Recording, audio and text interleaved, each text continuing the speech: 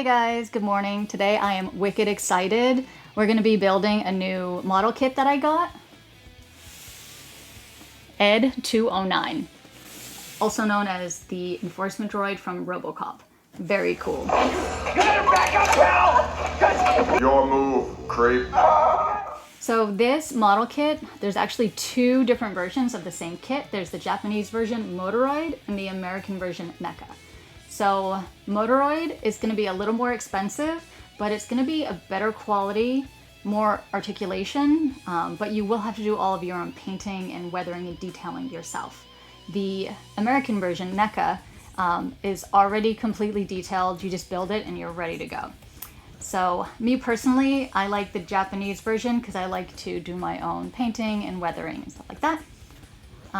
The other way, it's very American though, so you just want to build it and then be done. So one and done. This model is not going to take very long. It's no perfect grade Gunpla, so we should be able to finish it today, and I can show you guys the finished results. You are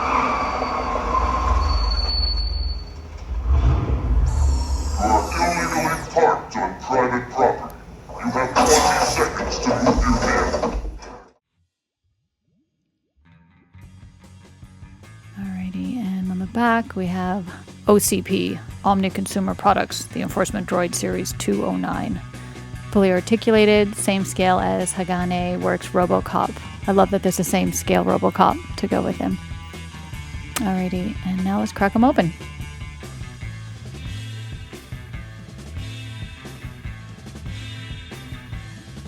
ED-209's creator, Craig Hayes, drew his inspiration from some interesting areas. So killer whales was one of them. They're very menacing with that two-tone black and white. And then also the concept that Robocop being a man in a suit, he wanted ED-209 in no way able to be a man in a suit. Hence why the legs are so far apart from each other and the upper torso is so small. Instead of sticker decals, they use water slides. Much easier to work with. You just get them wet and just put them in place.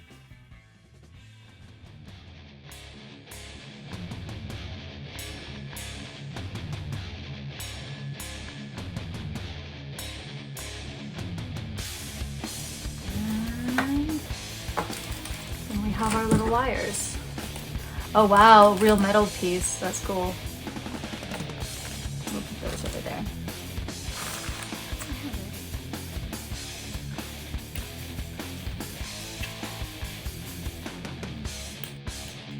To get it off the runner.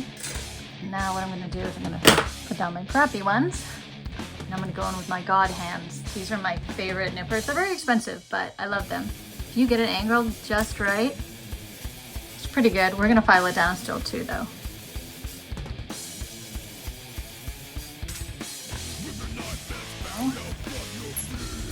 I have a little file like so, and we're just going to do a little. Just get rid of that little nub.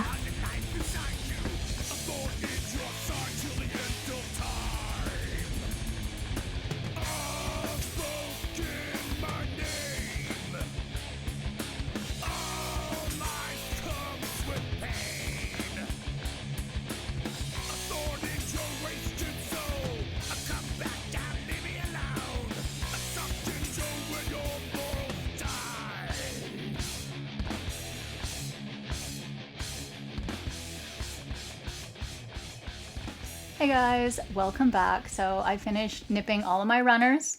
I have all my pieces separated by sections of the build, which I'm going to be painting different colors. So on this side here, I have all of my body pieces. I will be painting those this cool metallic. It has a little bit of lavender in it. It was kind of like Robocop-y. So we'll see how that looks. I hope it's cool and doesn't look like ass, but we're going to find out together. Then for the interior metal pieces, they're like this nasty, just gray plastic. So we're obviously going to paint it to look like real metal. I have this bright chrome metallic color here. The black pieces I'll keep black, and then I have a few more pieces I'll be doing a darker gray just to give it some depth.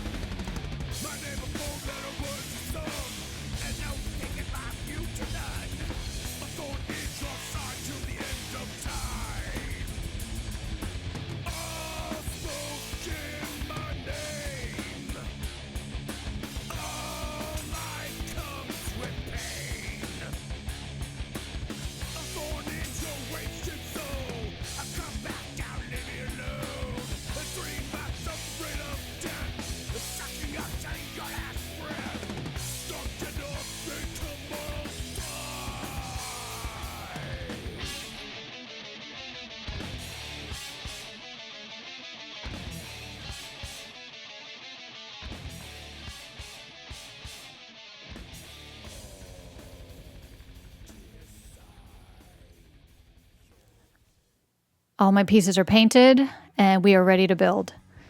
So I have them separated out, so it'll be easier. We have metal bits, cannon bits, head bits, leg bits, and of course the black pieces as well. So for the manual, it will be in Japanese since it is Moderoid. There's not a whole lot of text in the manual, so you can always use Google Translate to help you through any issues. But generally, it's all pretty self-explanatory with images.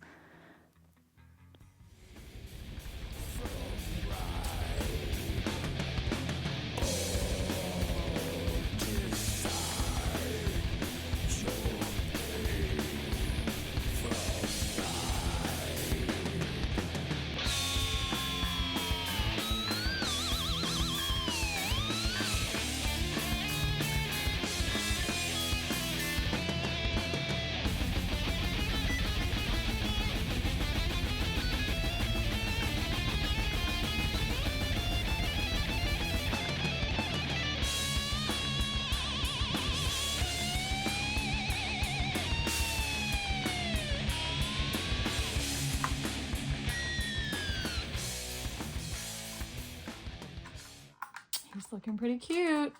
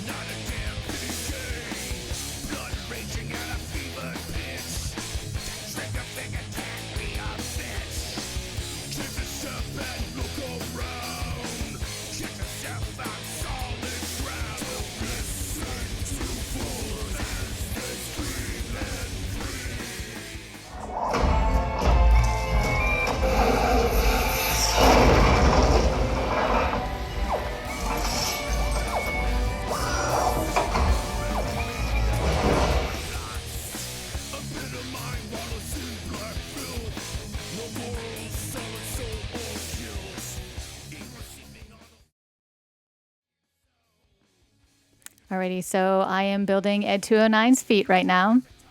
I just think his feet and his legs are the cutest feature of this droid.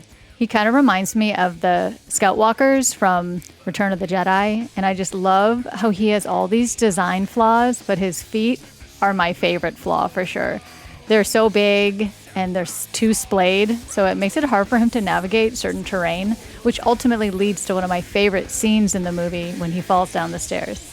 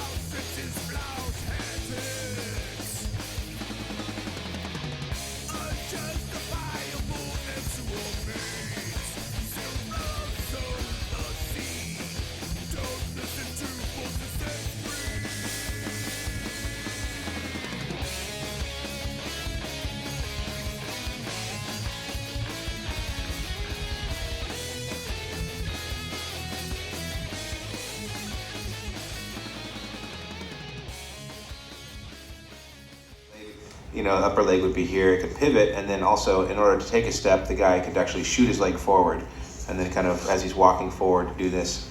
So that was pretty critical. You could see through it. There were lots of moving parts. There was a big screw that would be responsible for moving the leg up and down, and then like on the back here, a little bit of a plate, the screw access. And we figured since we're gonna have a screw that's in there turning, we might as well put a detail on there. So I modeled the end of the screw to look like one of the axles you see on a railroad car. So as the guy's actually moving, you see these little things spinning.